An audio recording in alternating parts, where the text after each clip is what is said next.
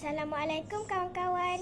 Hai, nama saya Nur Iman Mariam binti Kamrul Rizal. Saya berumur 11 tahun. Saya bersekolah di Sekolah Kebahasaan Rambah, Pontian, Johor. Hari ini saya akan membicarakan tentang sebuah buku yang bertajuk Rindu Tiada Penghujungnya. Buku ini ditulis oleh Siti Nur Nadia Zakaria dan diterbitkan oleh penerbit Prisma Sendirian Berhad pada tahun 2015. Buku ini mempunyai 118 muka surat dan 20 bab. Buku ini senang difahami kerana ia menggunakan laras bahasa yang sangat sesuai untuk murid-murid sekolah rendah. Bagi saya, buku ini memberi banyak pengajaran dan inspirasi untuk mengejar cita-cita saya. Buku ini mengisahkan tentang kisah hidup sepasang kembar seiras yang berbeza personaliti dan prinsip hidup. Jalan cerita bagi kisah Rindu Tiada Penghujungnya ini mengetengahkan tentang nilai kasih sayang yang wujud dalam keluarga, liku-liku cabaran dan perasaan remaja yang menginjak dewasa. Plot nilai kasih sayang yang ditunjukkan dalam setiap watak cerita ini menyedarkan saya bahawa keluarga kita yang akan sentiasa berada di sisi di saat susah dan senang. Kasih sayang ibu bapa yang pilih kasih memberi kesan kepada personaliti dan jalan hidup anak-anak. Tahu kenapa saya pilih buku ini? Buku ini menarik minat saya akan sesuai dengan saya yang dibesarkan dengan penuh kasih sayang dari keluarga. Justeru, saya cuba menyalami kisah remaja yang kurang mendapat kasih sayang daripada seorang ayah kerana pencapaian akademik yang kurang cemerlang. Baiklah, saya akan cerita sedikit tentang buku ini. Buku ini mengisahkan tentang sepasang kembar yang bernama Kisha dan Kristina yang berbeza personaliti walaupun kembar seiras. Kisha ialah seorang pelajar yang cemerlang dalam akademik dan seorang yang sangat disenangi dan didampingi.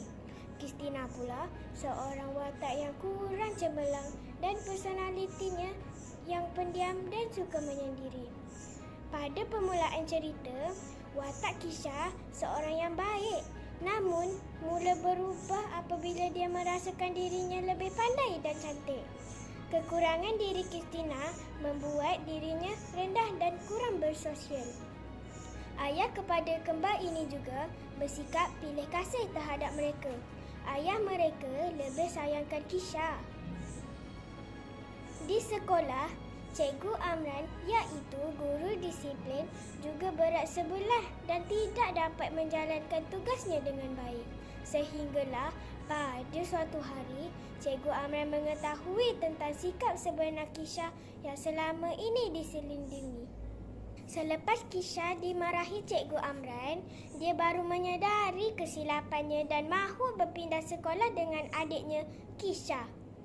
Di sekolah baru, Kristina mula menonjol dalam akademik dan akhirnya mereka berdua menjadi pelajar terbaik dalam SPM dan akan melanjutkan pelajaran ke Menara Gading. Namun, malang tidak berbau apabila Kristina terlibat dalam kemalangan bersama Cikgu Syuhada semasa dalam perjalanan ke kelas tazkirah. Cikgu Syuhada meninggal dunia dan Kristina cedera parah. Namun, selepas sebulan dirawat, Kristina juga akhirnya meninggal dunia. Seluruh keluarga sangat berduka cita akan pemergian Kristina. Di akhir cerita, Kisha pergi ke Australia untuk mencapai cita-citanya sebagai doktor gigi.